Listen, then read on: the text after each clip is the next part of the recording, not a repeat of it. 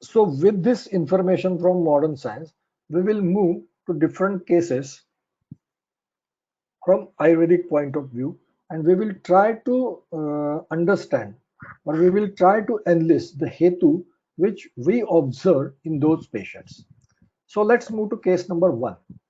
Okay, the patient was suffering from CA esophagus, diagnosed case of CA esophagus. When approached, and the entire case taking and examination from our point of view was done, we found different hetus. Here I have grouped those hetu in different groups. So Kulaja or Bija Dushtikar hetu, that is group number 1. Then Dosha Prakopaka hetu, group number 2. Sroto Dushtikar hetu, group number 3. And Dhatu Dushtikara hetu, group number 4. It is not mandatory that each and every person should classify the group of hetu which he has observed in these 4 factors only, or 4 groups only. So bhipta hi bhedyam anyata bidatti. That means if you change the angle or point of reference for the classification, you will get different classification. I found it more convenient to explain. That's why I have grouped all those hetus, or rather I have classified all those hetus in these 4 groups. That is point number 1, Bija Dushtikara or Kulaja hetu, Sroto Dushtikar hetu, Dosha Prakopak hetu, and Dhatu Dushtikar hetu. Okay, so in case number 1, we found that both parents of that patient were suffering from unknown cancer. Okay, so definitely both parents were suffering from unknown cancer, means some bija dushti is present. At least we can consider some bija dushti is there which will be responsible to develop same type of samprapti in the patient. Okay, so we have to consider the bija dushti here. And not only in this case, when we will see the different cases, more cases in this lecture, we will find that in more than 50-60% cases, we find some family history of same type of cancer, or at least different type of cancer. So definitely bija dushti or family history plays important role in the samprapti of cancer patients. Okay, so next set of hetu is dosha prakopak hetu. So in this particular patient, we observed katu priti and nitya katu sevana adhikya. So excess quantity of katu rasa was the main hetu observed. That is point number 1. The same with lavana rasa. So lavana priti was there, and he was consuming lavana rasa in excess quantity every day. The same was there in kashaya rasa. So there was excess quantity of kashaya rasa the patient was consuming in the form of betel nut. And next point was, due to all these things, he developed malavibandha from a for a long period. He was suffering from malavibandha, and for that purpose, or for to treat that malavibandha, the patient was taking nitya ruksha virechan. Means he was taking some dravya, and when we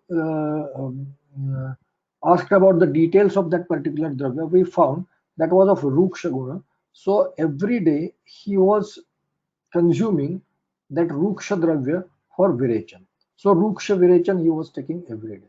So if we see this particular group of dosha prakopak hetu, you will find that katu rasa, kashaya rasa, and nitya ruksha virechan, these 3 factors definitely will lead to vata prakop.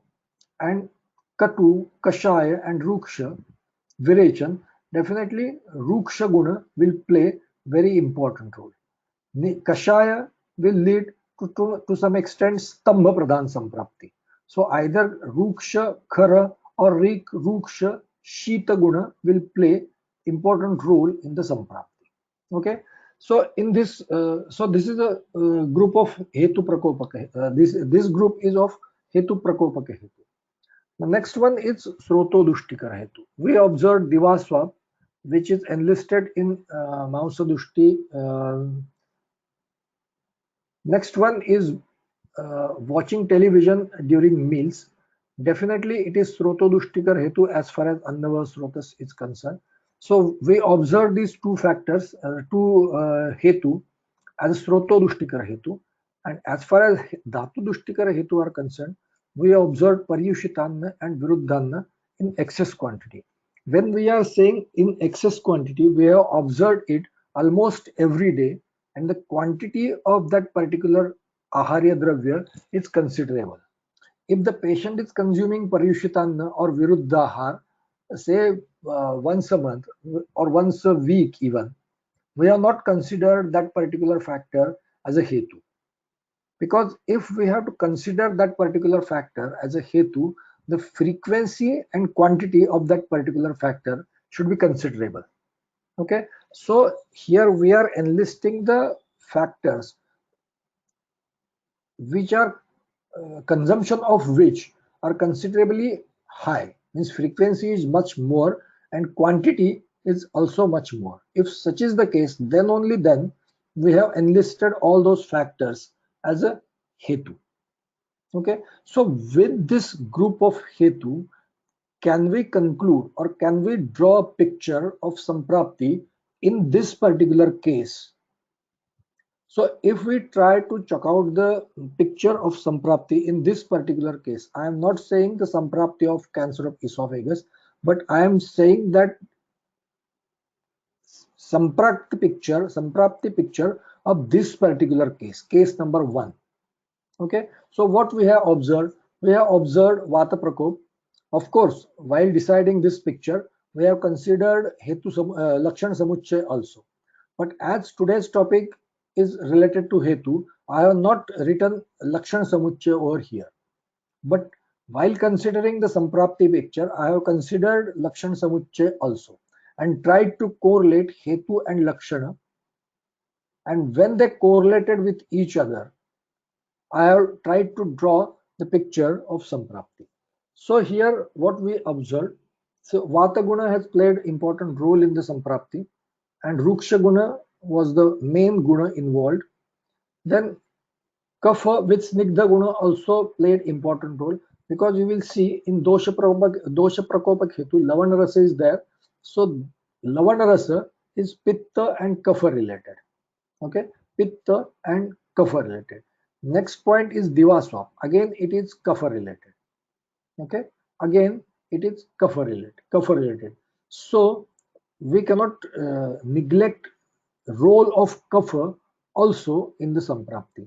And role of Pitta with Ushna Guna is clear because there is Katurasa Priti and excess quantity of consumption, Lavana Rasa Priti and excess quantity of consumption.